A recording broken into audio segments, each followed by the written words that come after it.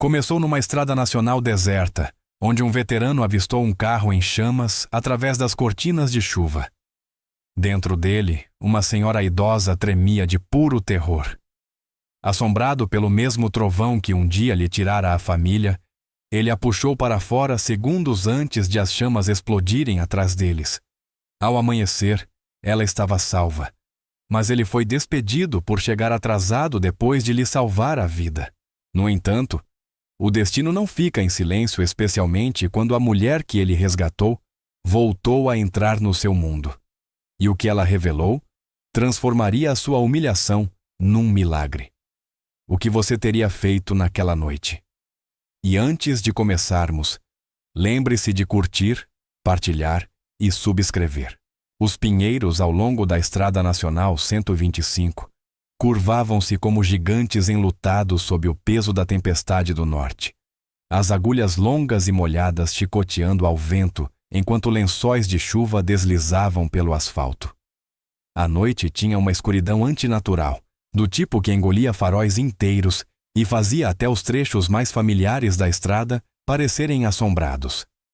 Elias Rocha mantinha as duas mãos firmes no volante da sua velha picape prateada, os nós dos dedos rígidos pelo frio. Aos 40 anos carregava a postura de alguém que passara tempo demais a preparar-se para impactos. Ombros largos inclinados para a frente maxilar, cerrado com concentração silenciosa, olhos azul acinzentados, alternando constantemente entre a estrada alagada à frente e os espelhos laterais. O seu rosto marcado por uma leve barba e uma cicatriz discreta ao longo do osso da bochecha esquerda, era iluminado intermitentemente pelos relâmpagos que rasgavam o céu. A única coisa que o mantinha ancorado naquela tempestade era a presença quente e constante do cão sentado ao seu lado. Ranger, o seu pastor alemão de 6 anos, era musculoso de pelagem sable e olhos âmbar atentos com uma marca preta no dorso, que escurecia ainda mais quando estava tenso.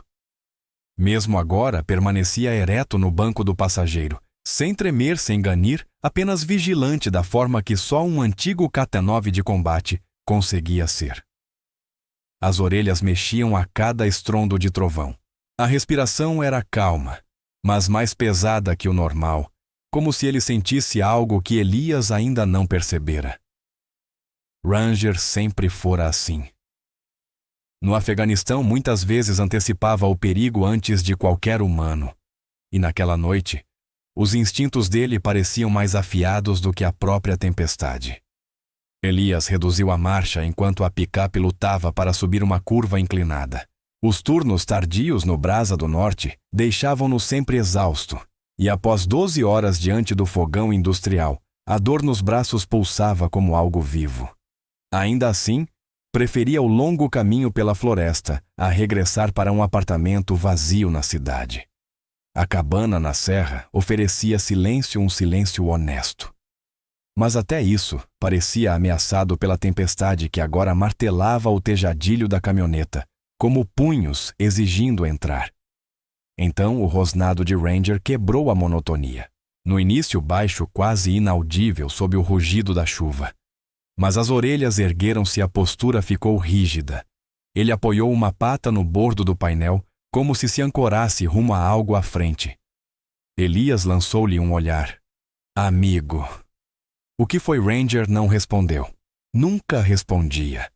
Mas o rosnado aprofundou-se, transformando-se no som inconfundível que um dia salvou a vida de Elias, durante uma incursão noturna no estrangeiro. Elias endireitou-se semicerrando os olhos para tentar ver através da lama que manchava o para-brisa. Um novo relâmpago iluminou a estrada apenas por tempo suficiente para que ele visse o impossível. Um sedã prateado mais à frente derrapava violentamente os pneus, perdendo toda a tração.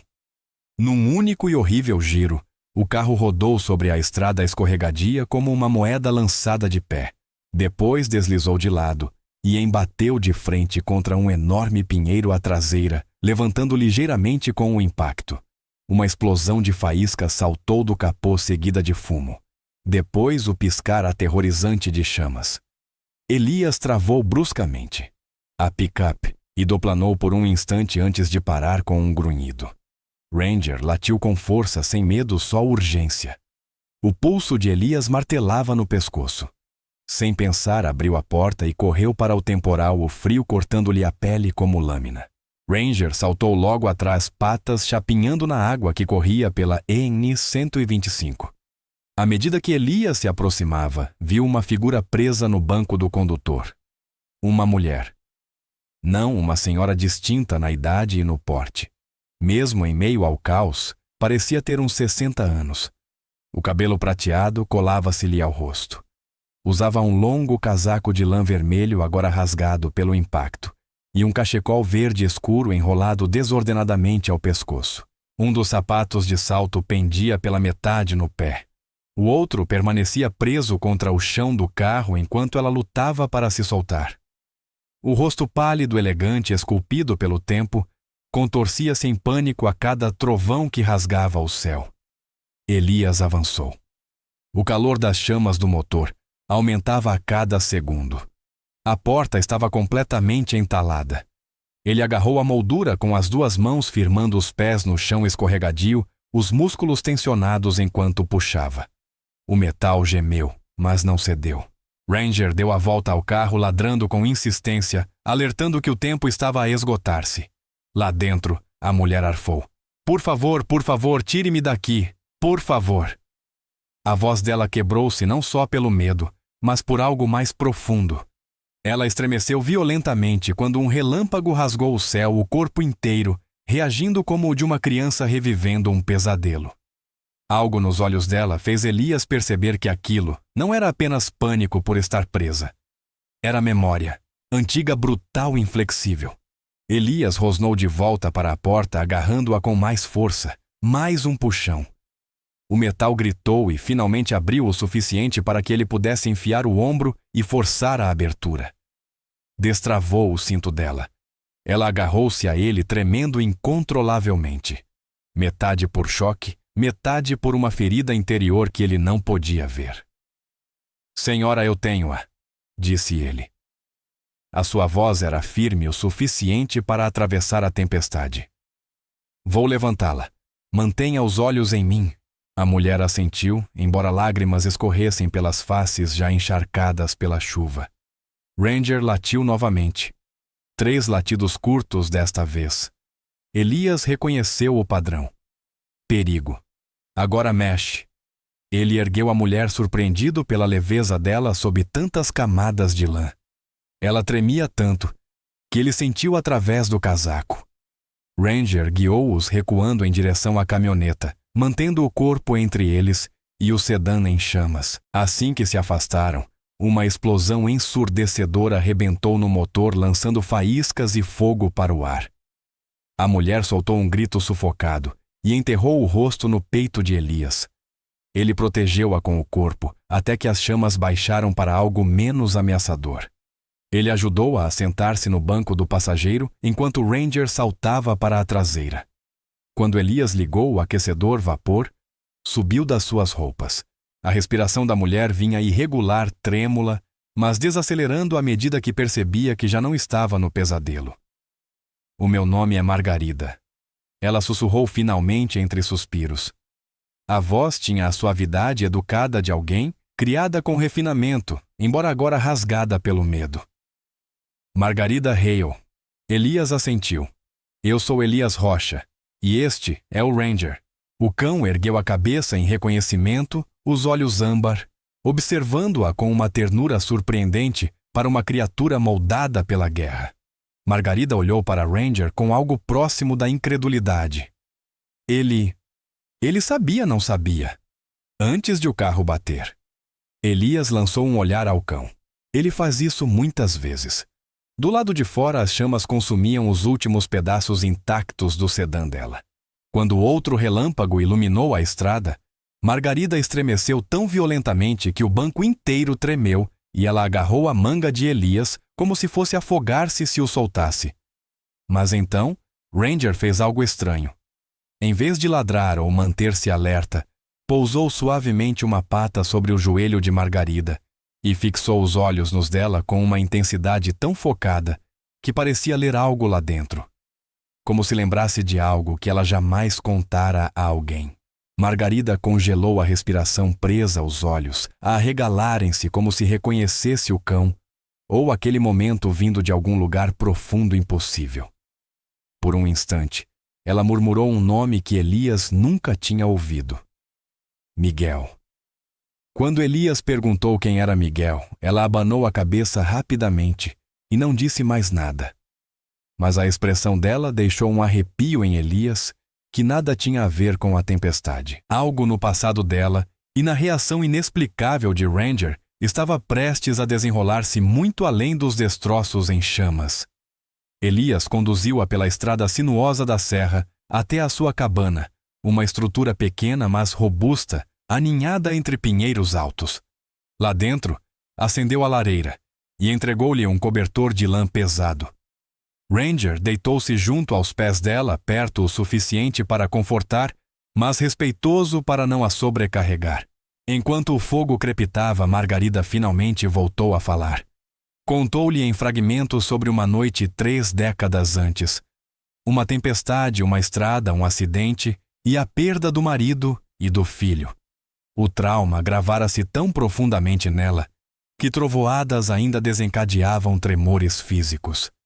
Naquela noite, obrigada a conduzir, porque o seu motorista particular fora hospitalizado, inesperadamente tentara enfrentar a estrada novamente e o destino castigara-a imediatamente. Elias ouviu em silêncio. Raramente partilhava os seus próprios fantasmas de guerra, mas compreendia a dor dela mais do que imaginava. A cabana encheu-se do som suave da chuva em vez de metal a rasgar. Uma calma estranha estabeleceu-se.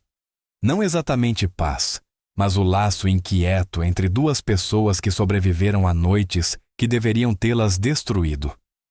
Quando Margarida finalmente adormeceu exausta no sofá Ranger, enroscou-se aos pés dela, a cabeça pousada de forma protetora junto ao tornozelo. Elias observou durante longos instantes, sentindo a sala mudar de uma forma que ele ainda não conseguia nomear. Algo tinha começado ali, algo que nenhum dos dois pedira, mas do qual não poderiam escapar. A tempestade lá fora não acalmou, mas dentro da cabana, outro tipo de tempestade começou a silenciar-se lentamente. Elias serviu-se de uma chávena de água quente, olhou pela janela e perguntou-se como uma noite que deveria ter sido comum se transformara no momento em que tudo na sua vida começou a mudar. A chuva continuava a cair.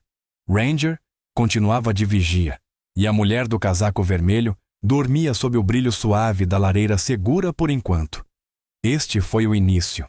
A luz da manhã infiltrou-se suavemente pelas janelas da cabana, espalhando-se pelo chão de madeira em feixes quentes que suavizavam os vestígios da tempestade. Os ventos ásperos da noite anterior tinham passado, restando apenas o leve crepitar dos ramos a secar e o gotejar distante da água deslizando das agulhas de pinheiro lá fora.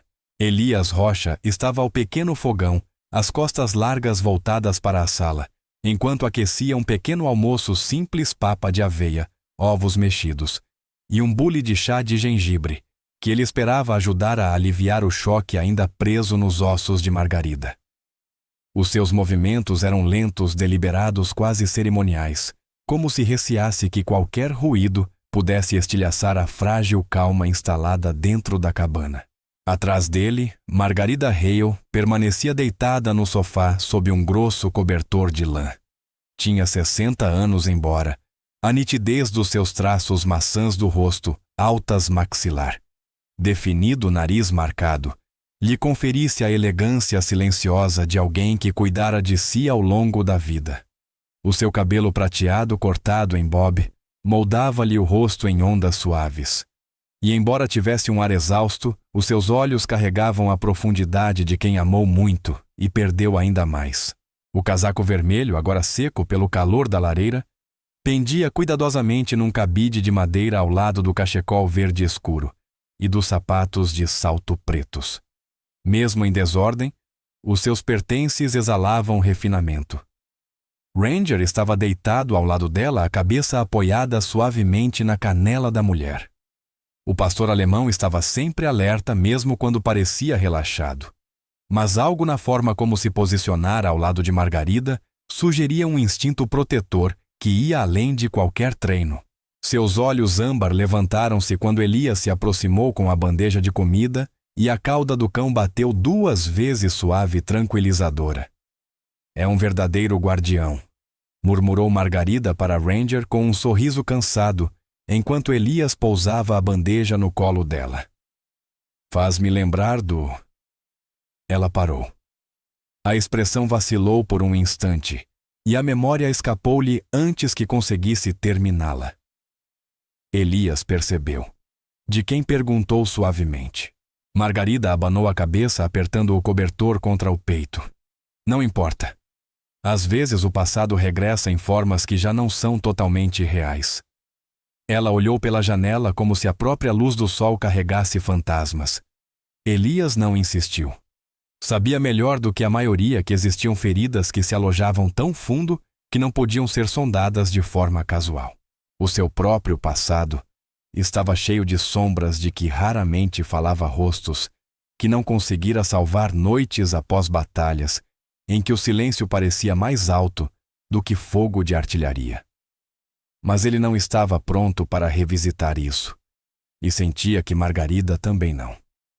Ela comeu devagar. As mãos tremiam às vezes, especialmente quando um trovão distante resmungava ao longe, embora a tempestade já tivesse praticamente passado. Elias observou cuidadosamente cada micro-reação. Já tinha visto medo antes. Medo cru e instintivo. Mas trauma como aquele moldava-se de outra forma. Não vivia apenas na mente, mas na espinha, pronto para irromper, sempre que o mundo imitava um antigo pesadelo. Desculpe, disse Margarida de repente, a voz pequena mas firme. Você não pediu nada disto. Cuidar de uma estranha no meio da noite. Não era uma estranha quando vi o carro bater na árvore, respondeu Elias. Era alguém que precisava de ajuda. Isso basta. Margarida olhou para ele com uma expressão que misturava gratidão e incredulidade. As pessoas já não fazem isso, murmurou. Não sem querer algo em troca. Elias encolheu os ombros. Eu não sou as pessoas. Sou eu. Pela primeira vez desde a noite anterior, ela riu um sopro suave, mas quente. Ranger ergueu a cabeça, as orelhas atentas, claramente satisfeito com o som. Depois do pequeno almoço, Elias sentou-se em frente a ela, os dedos entrelaçados, os cotovelos apoiados nos joelhos. Quando estiver pronta, disse ele, conte-me o que aconteceu. Não o acidente. O que veio antes. Margarida assentiu lentamente, como se tivesse esperado por essa pergunta, e temesse exatamente ela. Respirou fundo antes de começar. Há 30 anos, disse, chovia exatamente assim. Daquela chuva que não cai, desaba. Os olhos desviaram-se para a janela gelada, a voz tornando-se distante. O meu marido Daniel conduzia-nos de volta do jantar de aniversário. O nosso filho Miguel tinha acabado de completar 17 anos. Tinha os meus olhos e o meu temperamento. Um leve sorriso fantasma surgiu e desapareceu. Estávamos a celebrar a sua aceitação num programa de música em Boston. Ele queria ser pianista. Margarida fez uma pausa, engolindo com dificuldade. Um caminhão hidroplanou à nossa frente. Daniel reagiu por instinto.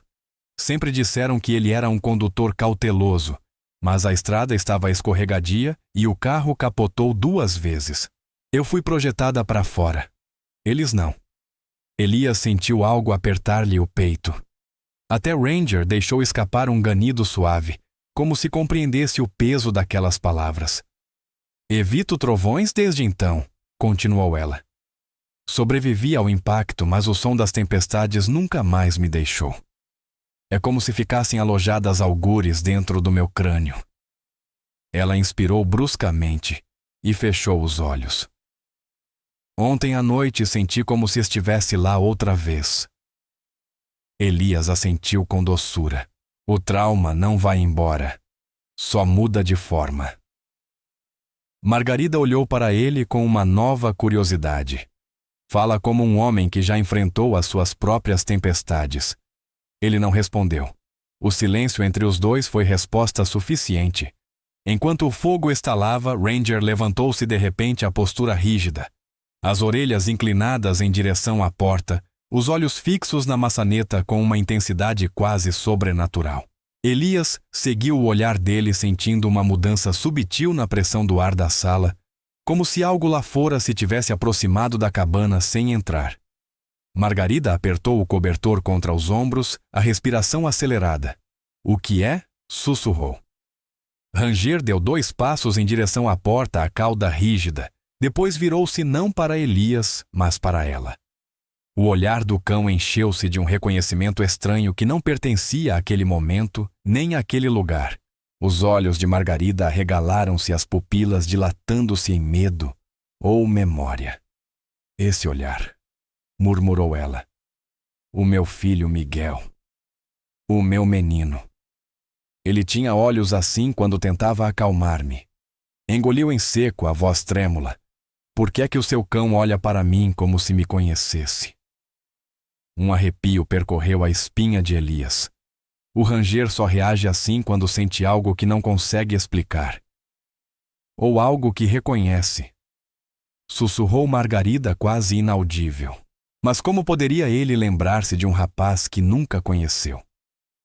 O vento pressionou as paredes da cabana.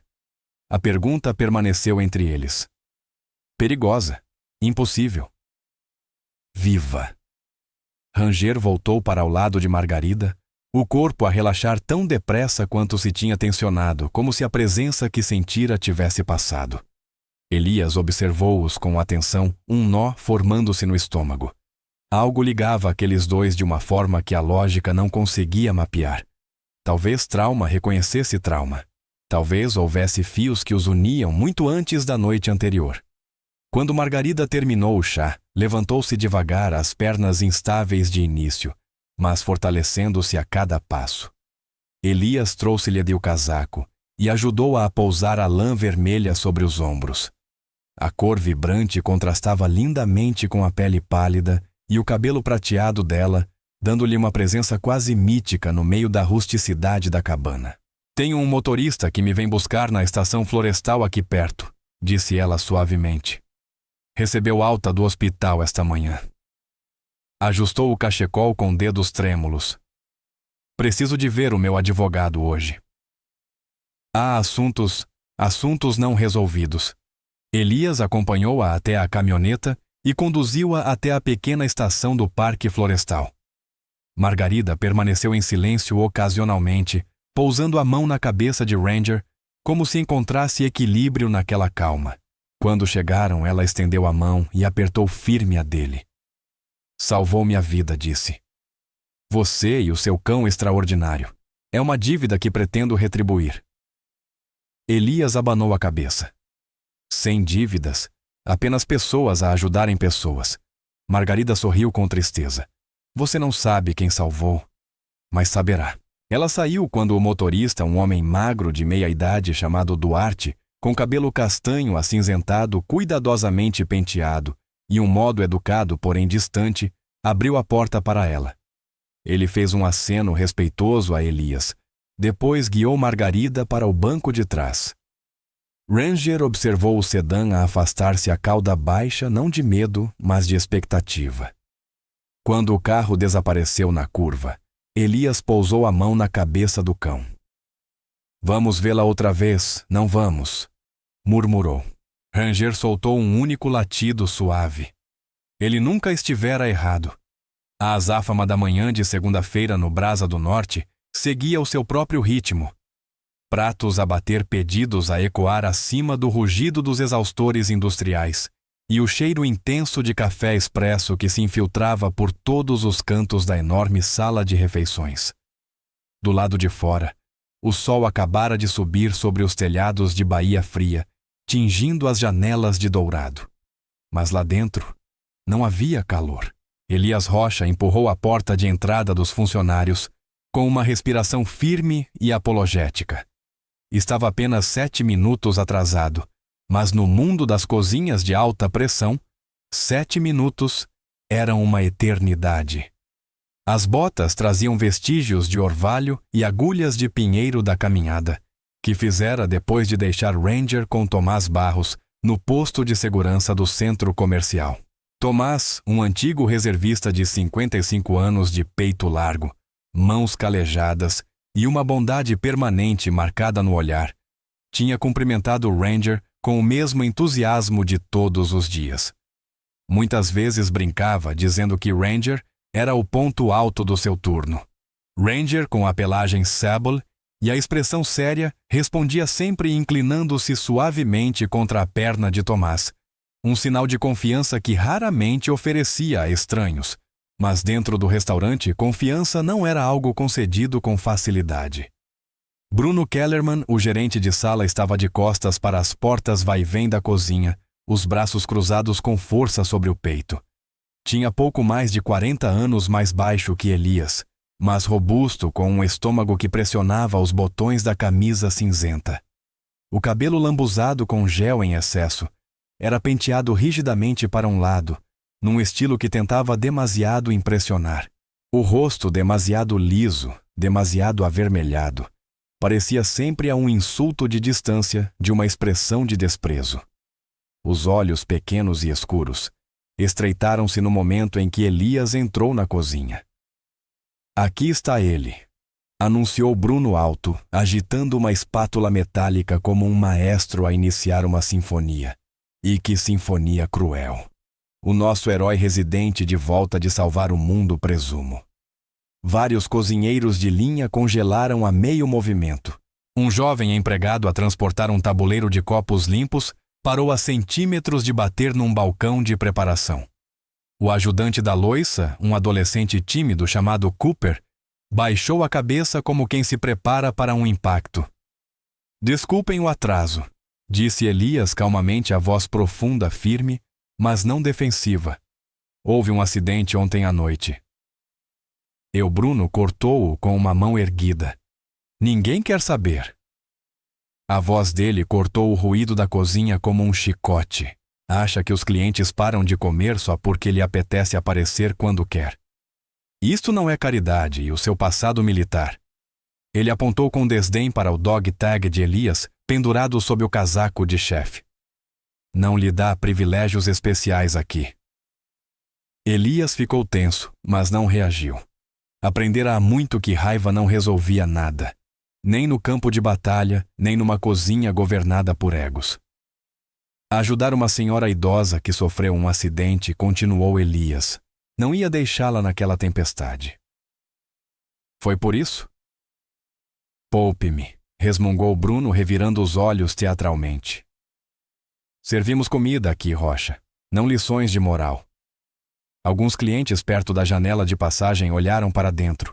Bruno sorriu satisfeito com a atenção. Elias inspirou devagar pelo nariz. Bruno, estou a tentar explicar. Bruno aproximou-se, o hálito cheirando a café barato e pastilha de menta. E eu estou a dizer-lhe que não quero saber. Preciso de fiabilidade, não de histórias para adormecer crianças. Elias sustentou o olhar dele sem raiva, mas sem ceder. Isso só aumentou a irritação de Bruno. O resto da manhã passou num ritmo agressivo de pedidos e calor. Elias trabalhava com precisão treinada, as mãos movendo-se com a confiança de quem já cozinhara para centenas e sobrevivera a horrores maiores.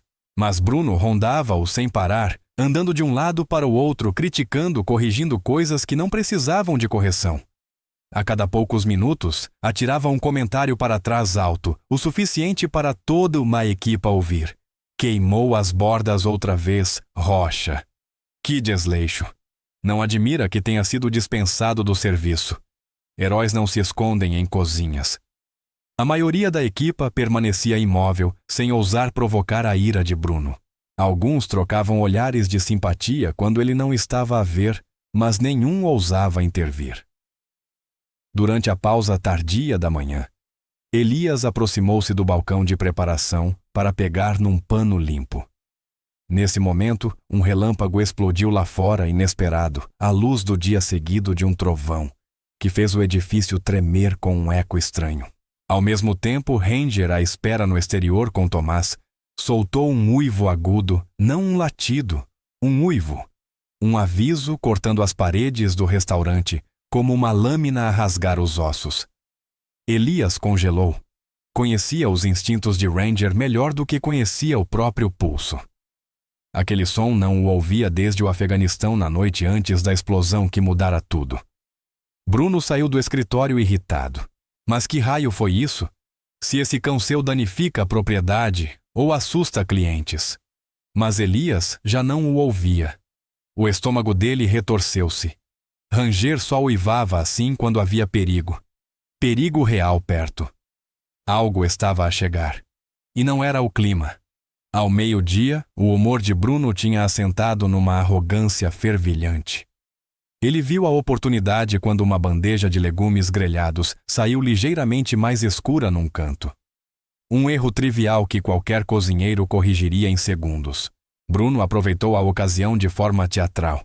"É exatamente disto que falo", gritou erguendo o tabuleiro como prova num tribunal. "Não pode continuar a queimar comida e alegar que é algum tipo de santo." Elias olhou para a bandeja. Os legumes não estavam queimados. Nem perto disso. Bruno disse, Elias sereno. "A bandeja está boa." Boa. Bruno soltou uma gargalhada áspera. "Não quando eu digo que não está." E marchou em direção ao pequeno escritório da gerência, no fundo da cozinha. Poucos minutos depois, Elias foi chamado. Lá dentro, sentado à secretária metálica, estava Nuno Gouveia, o diretor-geral da filial regional do Northwood Grill. Nuno estava no início dos 50 alto e composto com cabelo cinzento ferro e olhos azul profundos que lhe davam o ar de um professor severo. O fato era impecável, a gravata perfeitamente alinhada à postura rígida, mas a expressão mostrava preocupação. Não raiva, não julgamento. Apenas cansaço. "Elias", disse Nuno, entrelaçando as mãos. O Bruno relatou múltiplas situações de conduta insegura na cozinha. Elias franziu o senho. "Isso não é verdade, senhor." Nuno suspirou. "Ele afirma que esteve prestes a causar um flare-up esta manhã." Elias piscou. "Senhor, não houve nenhum flare-up." Bruno apoiou-se dramaticamente no armário de arquivos. "Ele está a mentir, Nuno. Eu estava lá. O homem é instável. Esteve a tremer a manhã inteira, provavelmente por causa do que andou a fazer ontem à noite." "Foi um acidente de carro", disse Elias, a voz ainda calma. "Ajudar alguém que precisava chega?" Cortou Bruno. "Não vou dirigir uma cozinha onde gente como ele nos põe em risco." Nuno apertou a cana do nariz. Olhou de um para o outro a convicção firme de Elias e a indignação fabricada de Bruno. Mas protocolos eram protocolos. Os gerentes tinham autoridade. Sem provas, as mãos de Nuno estavam atadas. Elias disse Nuno com relutância. "Não tenho outra opção a não ser dispensá-lo." Com efeito imediato. Pela primeira vez, a expressão de Elias mudou não com raiva, mas com uma dor silenciosa. Retirou o avental e pousou-o sobre a secretária. "Obrigado pela oportunidade", disse baixinho. Quando saiu para o vento frio da tarde, o mundo pareceu ao mesmo tempo mais barulhento e mais vazio. Ranger libertou-se do lado de Tomás e correu até Elias cauda baixa, encostando a testa à coxa dele. Tomás veio atrás, o rosto carregado de culpa. "Desculpa, amigo", murmurou Tomás. "Vi o Bruno a rondar desde cedo à procura de um pretexto. Não merecias isto." Elias pousou a mão na cabeça de Ranger, os dedos afundando-se na espessa pelagem familiar. O cão inclinou-se para o toque, os olhos âmbar repletos de uma lealdade que nenhuma hierarquia humana poderia fabricar ou apagar. "Vamos para casa, rapaz", sussurrou Elias. "Vamos embora." Ao afastarem-se do Northwood Grill, o vento trouxe um leve rumor de trovão distante, embora o céu estivesse perfeitamente limpo.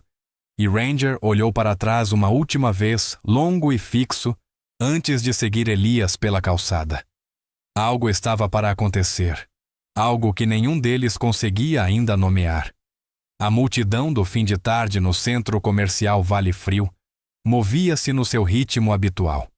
Pessoas apressadas passavam diante das lojas com copos de café na mão. Adolescentes riam perto das escadas rolantes e o chão de mármore polido refletia a luz invernal que caía através do grande teto de vidro. Um aroma leve de canela vindo da pastelaria pairava no ar misturado ao burburinho suave dos clientes, mas tudo isso diminuiu quase imperceptivelmente quando a mulher de sobretudo vermelho entrou pela porta leste. Margarida Hale caminhava com uma graça capaz de silenciar uma sala sem dizer palavra. O casaco de lã vermelho fluía atrás de si como uma bandeira, o cachecol verde escuro pousado com perfeição sobre os ombros, os saltos altos ecoando com precisão a cada passo. O cabelo prateado moldava-lhe o rosto, e os olhos serenos, mas atentos, carregavam um peso que misturava dor e força. Na mão esquerda trazia um cesto de vime coberto com um pano branco, do qual escapava o aroma suave de pastelaria fresca. Parecia deslocada ali não por não pertencer, mas porque parecia pertencer a algo maior. Uma sala de ópera, uma sala de conselho. Um gala elegante. Não um centro comercial movimentado ao lado de um restaurante. Tomás Barros, no posto de segurança junto à entrada do Northwood Grill, viu-a primeiro. Estava recostado casualmente na cabine com o Ranger sentado obedientemente ao seu lado direito, os olhos âmbar do cão fixos na porta por onde Elias saíra horas antes. Tomás endireitou-se de imediato ao reconhecer aquele casaco. Era impossível esquecê-lo. E então viu o pequeno alfinete de prata em forma de tocha preso ao tecido, o símbolo da Fundação de Caridade dos Hale.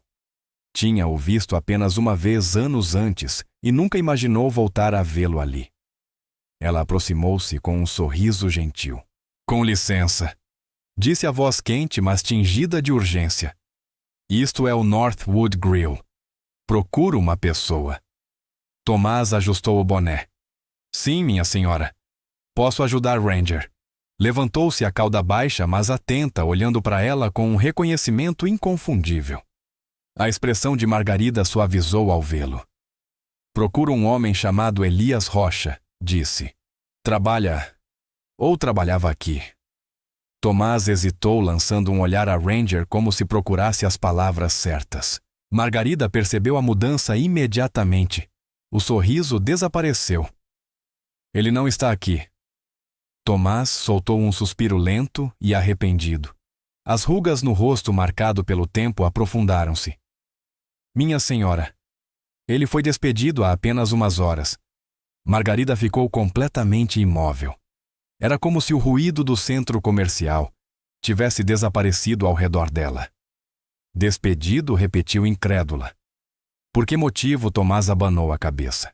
A gerência disse que era por questões de desempenho, mas... Baixou a voz. "Elias é o melhor homem que conhecia em anos. Este lugar não o merecia." Ranger aproximou-se de Margarida, roçando o ombro no casaco dela, como se sentisse a emoção crescente. Ela pousou a mão sobre a cabeça dele instintivamente, ancorando-se, embora o choque nos olhos permanecesse nítido. "Quem o despediu?" perguntou. "Bruno Kellerman", respondeu Tomás baixinho. "O gerente de piso." Margarida endireitou-se, e naquele momento já não parecia uma mulher a recuperar de um trauma, mas alguém que tinha passado a vida inteira a exercer poder e sabia exatamente como usá-lo. "Onde está ele?" Tomás apontou para as portas do restaurante. Lá dentro, provavelmente a gritar com algum empregado. Margarida acenou uma única vez em agradecimento, os lábios a endurecer com uma determinação elegante e perigosa. Empurrou as portas de vidro do Northwood Grill e entrou na confusão controlada do almoço. Lá dentro, Bruno Kellerman estava junto ao balcão a gritar com uma empregada à beira das lágrimas. A voz aguda de tensão atravessava o estalar de pratos e talheres. "Eu disse que a mesa 7 recebe as bebidas primeiro. Mas você ouve alguma coisa." Virou-se quando ouviu o som seco de saltos altos. Esperava outra reclamação. O esgar desdenhoso no rosto dele vacilou quando viu a mulher parada diante dele, composta vestida de vermelho como uma figura talhada no fogo do inverno. "Posso ajudar?" Perguntou Bruno, endireitando a camisa, a voz tremendo, enquanto tentava parecer cortês. Margarida pousou o cesto de pastelaria com graça sobre o balcão. Procuro o gerente. Sou eu, respondeu Bruno rapidamente, empinando o peito como se tentasse recuperar a autoridade. Bruno Kellerman, gerente de piso do Northwood Grill. Se tiver alguma reclamação, posso. Estou aqui por causa de Elias Rocha, disse Margarida, a voz calma, mas carregando uma gravidade que fez até os empregados próximos se calarem. Pelo que entendi, ele foi dispensado esta manhã. Bruno piscou, depois soltou uma risada desdenhosa forçada. Ah, deve ser amiga dele. Veja, minha senhora, decisões laborais não dizem respeito aos clientes. Se está aqui para discutir. Uma funcionária na caixa inclinou-se para a colega e sussurrou alto demais. É ela, meu Deus. Acho que é a Margarida Hale. A colega suspirou em reconhecimento. Um homem de colete cinzento, o subgerente, correu até Bruno e inclinou-se para sussurrar-lhe algo urgente ao ouvido. É a Margarida Hale, a mulher que dirige o Fundo Hale para veteranos. O rosto de Bruno perdeu a cor. O que? A fundação que renovou metade das habitações para veteranos no lado oeste. É ela. Bruno engoliu em seco. A postura dele colapsou 1 milímetro. Minha senhora, talvez pudéssemos sentar-nos e conversar. Não disse Margarida suavemente. Hoje não discutiremos nada. A voz manteve-se educada, controlada. Mas o gelo por baixo era indiscutível. Amanhã de manhã regressarei.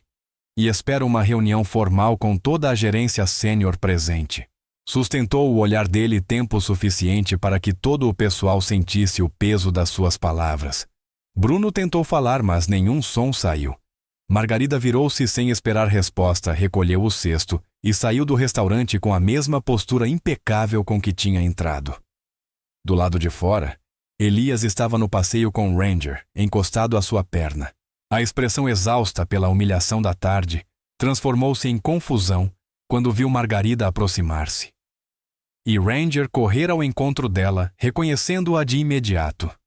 Margarida, disse Elias, incapaz de esconder o espanto. Ela parou diante dele, a respiração visível no ar frio, os olhos brilhando com propósito. Estendeu-lhe o cesto com ambas as mãos. Vim agradecer-lhe, disse ela. Mas encontrei injustiça. Elias começou a responder, mas ela abanou a cabeça devagar. Isto não acabou. A voz era firme. Amanhã vamos corrigir tudo. Ranger deu um passo à frente, colocando-se entre eles e olhando para a porta do restaurante, um rosnado baixo vibrando no peito, um aviso para quem lá dentro ainda acreditasse em mentiras. Margarida pousou a mão na cabeça dele. Bom, rapaz, sussurrou. Vês tudo com clareza. E por um breve momento, Elias sentiu o ar de inverno à volta deles mudar, como se a tempestade da noite anterior não tivesse terminado. Apenas mudado de forma. A névoa daquela noite espalhava-se baixa pelo bairro, movendo-se como uma maré pálida e silenciosa, que engolia os candeeiros da rua e transformava cada alpendre numa pequena ilha. As casas da Rua Laranjeira, pequenas modestas alinhadas entre manchas de relva gelada, pareciam quase fantasmagóricas por trás do véu ondulante de neblina. Elias Rocha caminhava devagar pela calçada com Ranger a acompanhar fielmente ao seu lado as patas do cão silenciosas sobre o chão úmido. O frio começara a instalar-se no mundo de um modo que lhe lembrava missões no estrangeiro quieto, tenso, vibrando com uma energia que não pertencia apenas ao clima. Ele tinha passado a tarde a tentar compreender a perda do emprego, mas havia pouco para processar. Fora humilhado em público, dispensado injustamente, e tudo por razões que não faziam qualquer sentido racional. Bruno Kellerman odiava-o desde o início, mas nas últimas semanas, o ódio parecia ter evoluído para algo quase pessoal. Elias não entendia por quê, e passou grande parte da caminhada a rever mentalmente cada momento do dia, procurando peças que faltavam. Ranger, no entanto, parecia saber algo que Elias não sabia. O comportamento do pastor alemão estava anormalmente aguçado. O nariz erguendo-se com frequência, as orelhas a rodarem como sensores finamente calibrados, a cauda baixa de concentração e não de medo. Elias confiava nesse instinto. Ranger nunca se enganava. Ao aproximarem-se da entrada da pequena casa arrendada de Elias, o cão parou subitamente. Os músculos tensaram-se sob a pelagem castanha escura. As orelhas ergueram-se de forma abrupta. Um rosnado baixo gutural vibrou-lhe na garganta. — O que foi, rapaz? Murmurou Elias, examinando a névoa. Então, viu a silhueta. Um homem estava junto à caixa de correio de Elias, ligeiramente curvado, o brilho de um telemóvel iluminando-lhe o rosto de baixo para cima. Devia estar no início dos 40, vestindo um casaco preto demasiado fino para o frio, a postura tensa e furtiva. Segurava algo na mão, o telemóvel apontado para o carro de Elias, como se estivesse a tirar fotografias. Elias não o reconheceu de imediato, mas Ranger reconheceu. O cão explodiu em latidos rápidos, cortantes, autoritários. Não eram latidos de aviso. Eram latidos de combate, o tipo que usava em missão quando o perigo era real. A figura sobressaltou-se violentamente. O telemóvel caiu-lhe da mão e chocou contra o pavimento. Virou-se num movimento brusco, revelando um rosto pálido de maçãs salientes, uma boca fina distorcida em pânico e olhos que tremeluziram como os de alguém habituado a mentir. O cabelo castanho oleoso, desalinhado, colava-se-lhe à testa, e sob aquela névoa, a identidade dele encaixou-se como uma peça de puzzle. Bruno Kellerman, o gerente que o despedira horas antes. O peito de Elias apertou-se. Bruno, o que raio está a fazer aqui? Bruno recuou tropeçando, agarrando o casaco. Eu só... Isto não é... A voz falhou-lhe, trêmula de medo, um contraste brutal, a arrogância que mostrara dentro do Northwood Grill. Ranger lançou-se para a frente até Elias agarrar o colar do cão. O pelo do dorso eriçou-se como agulhas, os olhos fixos em Bruno com uma promessa silenciosa de consequências. Bruno tentou novamente, a voz a tremer. Eu estava só a verificar a matrícula. Precisava de confirmar uma coisa, para um relatório. Você não entenderia. Veio à minha casa à noite, disse Elias, avançando um passo. Para tirar fotografias ao meu carro. Para que? Bruno engoliu em seco. O corpo sacudiu-se e ele recuou rapidamente para a névoa. Fique longe de mim. Você é instável. Vou arranjar provas, todas as provas de que preciso. Virou-se para fugir e algo caiu do bolso do casaco. Um pequeno USB preto caiu na relva molhada com um som metálico suave. Bruno não reparou. Atirou-se para dentro da névoa, quase tropeçando até desaparecer pelo passeio fora. Ranger latiu furiosamente atrás dele, até a sombra se dissolver no silêncio. Elias soltou o ar devagar, olhando para a neblina onde Bruno tinha desaparecido. Ranger farejou o ar, resmungou. Depois empurrou com o focinho algo junto ao sapato de Elias. O USB. Elias agachou-se e apanhou-o. O objeto era frio riscado de um lado e trazia uma etiqueta desbotada com as iniciais do restaurante NG Storage 7. Virou-o na palma da mão, sentindo o estômago afundar-se. O que estavas a planear? Bruno murmurou. Ranger sentou-se ao lado dele, a cauda ainda baixa, os olhos firmes e atentos. Elias levantou-se e entrou em casa, fechando a porta com cuidado atrás de si. A casa estava na penumbra, iluminada apenas por um candeeiro perto da pequena mesa da cozinha. Sentou-se Ranger aos pés e inseriu o USB no velho portátil. Por um momento, nada aconteceu. Depois surgiu uma pasta Kitchen Accident Archives. Lá dentro, vários ficheiros de vídeo. Elias clicou no mais recente.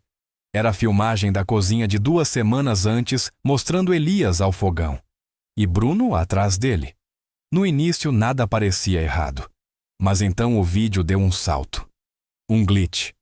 Os frames avançavam aos saltos, mostrando Elias a aproximar-se demais de uma chama aberta, faíscas a surgirem de forma antinatural.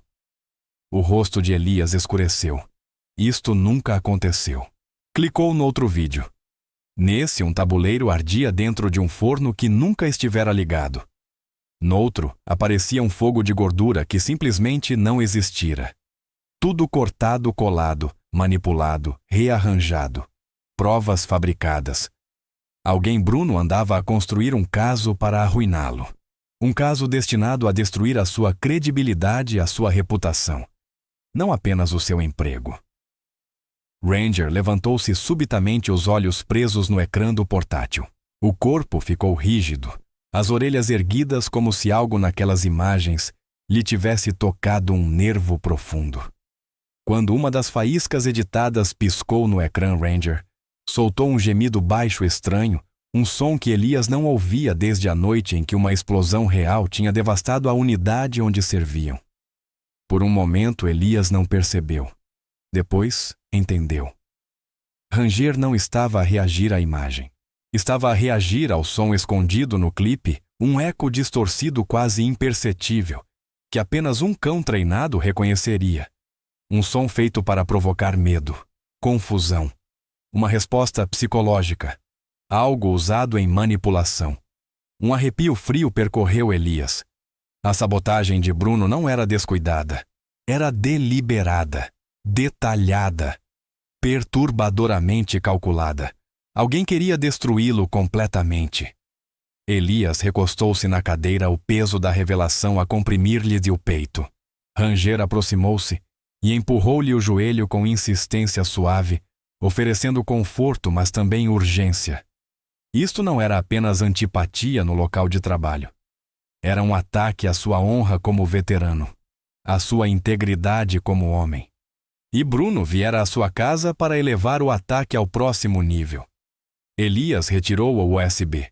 Começou a caminhar devagar pela sala Ranger, acompanhando-o passo a passo. Isto é maior do que ter sido despedido? Murmurou. Ele quer enterrar-me, garantir que eu não possa defender-me. Ranger rosnou baixo como se confirmasse.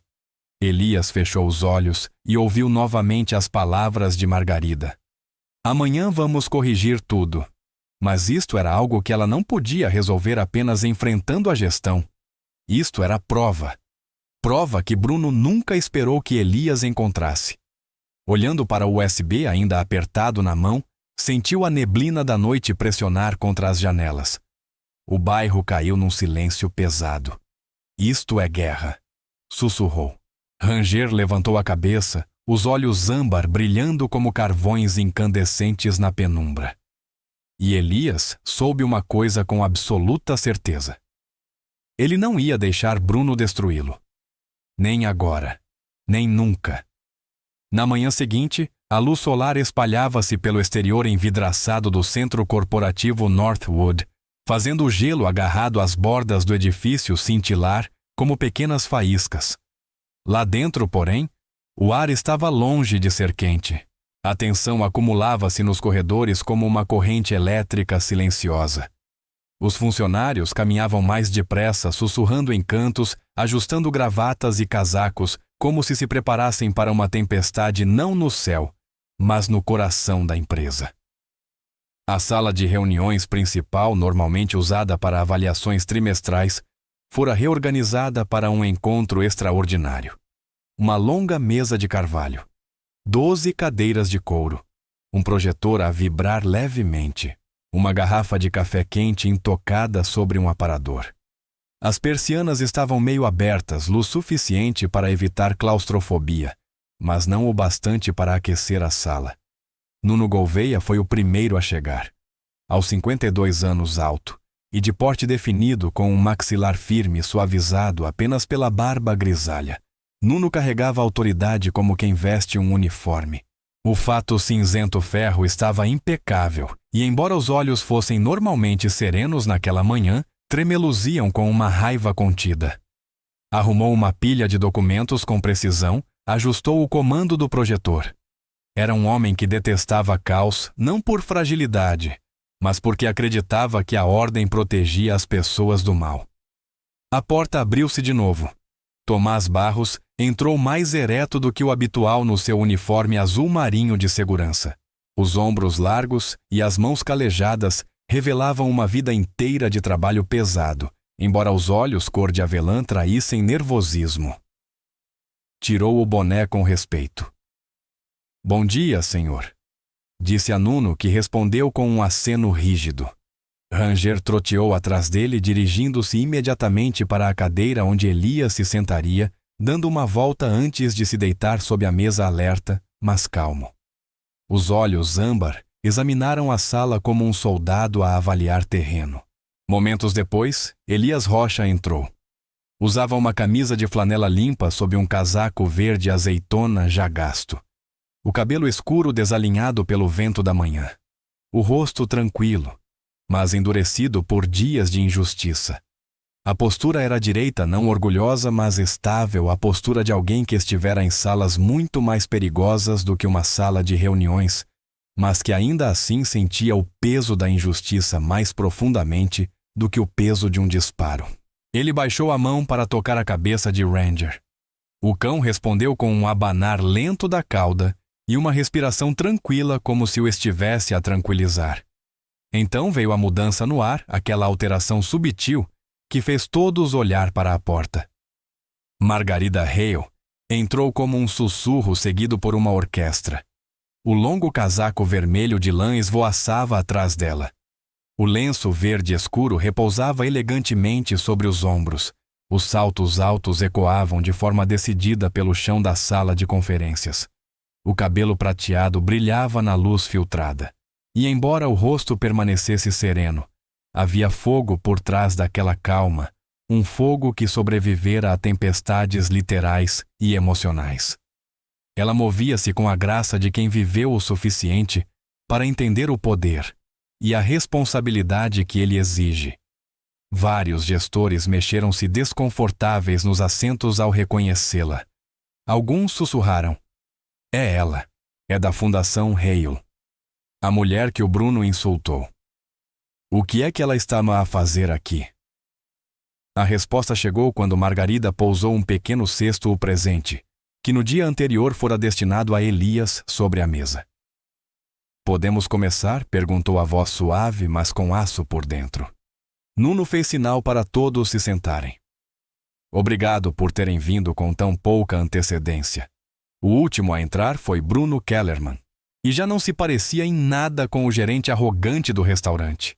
O cabelo, habitualmente engomado com gel, estava desgrenhado, a camisa amarrotada, os olhos vermelhos de uma noite sem dormir.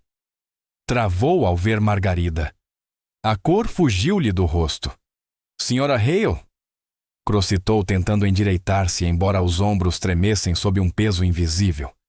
Eu não esperava." Não disse Margarida igualmente. Não esperava. Bruno sentou-se com movimentos rígidos, desajeitados, o tipo de postura de quem já sabe que perdeu, mesmo antes de ouvirem a sentença. Nuno abriu a reunião. "Estamos aqui para rever uma acusação grave à fabricação de incidentes de segurança e à manipulação de provas que resultaram na demissão injusta de Elias Rocha." Um murmúrio atravessou a sala. Margarida entrelaçou as mãos. "Antes de qualquer um falar, gostaria de começar com a pen USB, que o Sr. Rocha encontrou ontem à noite. Por favor, reproduzam-na." Nuno assentiu ao técnico, um homem magro beirando os 30, cabelo cor de areia, óculos, que pareciam ampliar a ansiedade nos seus olhos. Ele abriu os ficheiros. A sala escureceu quando o projetor iluminou. Primeiro silêncio. Depois as imagens da cozinha. Elias observou-se no ecrã a cortar legumes, virar panelas, empratar pratos. Mas algo estava errado. Os movimentos tremiam como um filme mal montado. Frames cortados. Timestamps a saltarem de manhã para a noite, em segundos. Num momento, um bico de fogão acendia sozinho. Noutro, um tabuleiro incendiava-se sem fonte de calor por perto. O áudio estava distorcido. a voz de Bruno inserida entre clipes encenando reações que nunca aconteceram. O rosto de Margarida endureceu como pedra.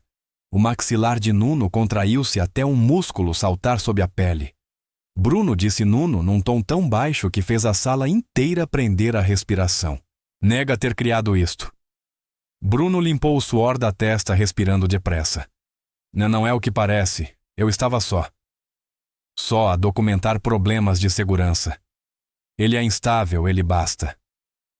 Foi a primeira vez que a voz de Nuno subiu naquela manhã. Quando outro vídeo falsificado surgiu no ecrã, Ranger levantou-se debaixo da mesa, a cauda rígida, as orelhas alertas. Mas em vez de rosnar, deu um passo à frente e pousou a pata sobre a bota de Elias. O gesto foi tão intencional, tão deliberado, que a sala inteira parou. Margarida inspirou fundo. Nos olhos âmbar de Ranger, havia significado como se o cão compreendesse verdades mais profundas do que os humanos que discutiam à sua volta. Elias olhou para baixo para Ranger, e por um breve momento, a sala ficou suspensa, silenciosa, reverente, como se o próprio cão estivesse a declarar que as mentiras no ecrã jamais derrotariam a verdade. Até os gestores que permaneciam calados sentiram o arrepio subir pelos braços. Ranger não estava a avisar. Estava a testemunhar. Tomás Barros pigarreou. Se me permitem, trabalhei aqui 5 anos, registro cada turno, vejo cada entrada e saída. Virou-se para Nuno. Elias nunca se atrasou um único dia até ontem. E quando se atrasou, chegou ao meu posto encharcado, exausto. Parecia que vinha de uma missão de resgate. E ainda assim pediu desculpa. A voz suavizou. É o homem mais honrado que já conheci. Nuno reclinou-se atônito. Obrigado, Tomás. Margarida falou em seguida. Levantou-se lentamente o casaco vermelho, fluindo atrás dela como um pano de palco a fechar. O Sr. Rocha salvou a minha vida há 2 dias. Tirou-me de um carro em chamas durante uma tempestade que teria matado qualquer outra pessoa. Ela fixou Bruno. E é assim que retribui humanidade. Bruno abriu e fechou a boca. Nenhum som saiu. Nuno levantou-se, a autoridade regressada em pleno. Bruno Kellerman. Com efeito imediato está suspenso enquanto decorre uma investigação interna. O seu acesso está revogado. A segurança irá acompanhá-lo. Bruno levantou-se, o rosto pálido e suado. Vocês não entendem. Ele... Isto não. Mas Nuno já tinha sinalizado para Tomás, que avançou silenciosamente. Bruno recuou, gaguejando, abanando a cabeça como se a verdade pudesse ser desfeita apenas pela descrença. Margarida virou-se para Elias, a expressão suavizando-se. Estendeu a mão e pousou-a delicadamente sobre o ombro dele. Você merece muito mais do que lhe deram, disse ela. E não vai demorar para ter. Elias baixou a cabeça em gratidão.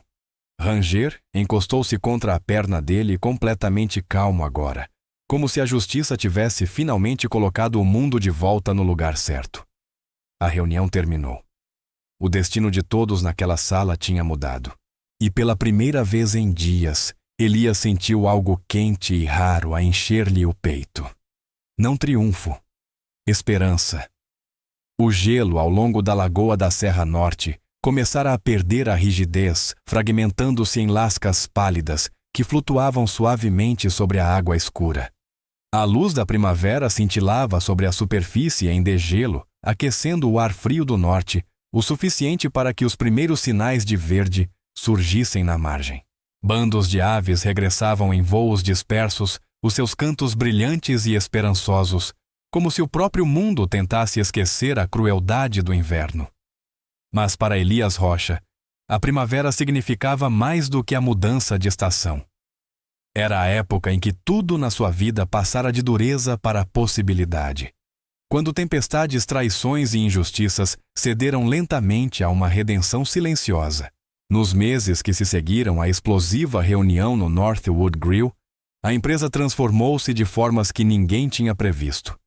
Com Bruno suspenso e mais tarde despedido após a investigação, confirmar a manipulação dos vídeos, Nuno Gouveia reconstruiu a equipa de liderança de dentro para fora.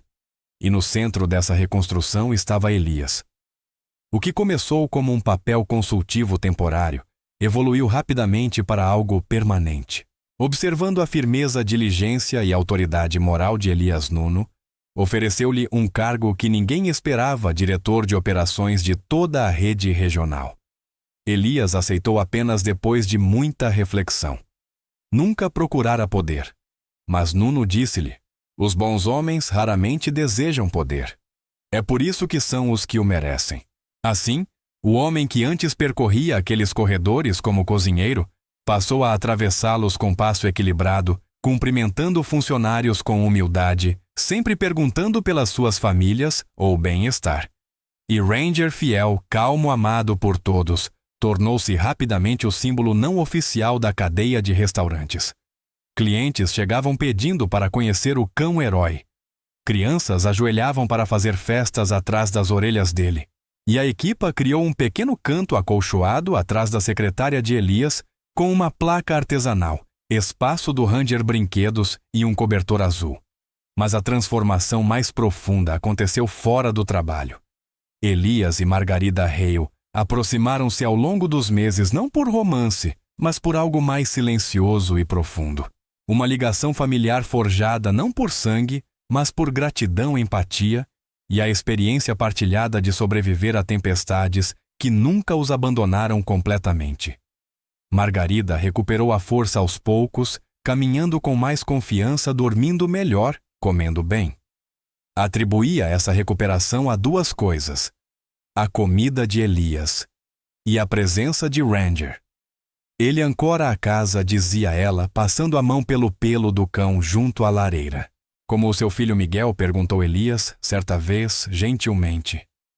Ela baixou o olhar, o cabelo prateado caindo sobre a face. Sim.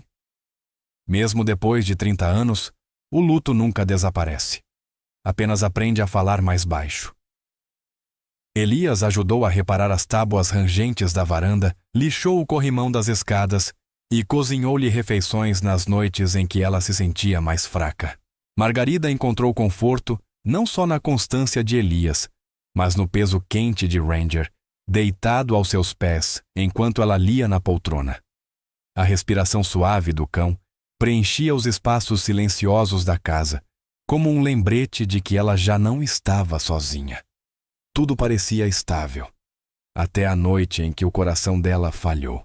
Era tarde, perto da meia-noite, quando Elias encontrou Margarida caída junto da cama, o casaco vermelho meio estendido sobre o colchão, como se ela tivesse tentado alcançá-lo antes de cair. Ranger ladrava de forma aguda, caminhando em círculos, empurrando o ombro dela, choramingando em desespero. A experiência de combate de Elias ativou-se de imediato.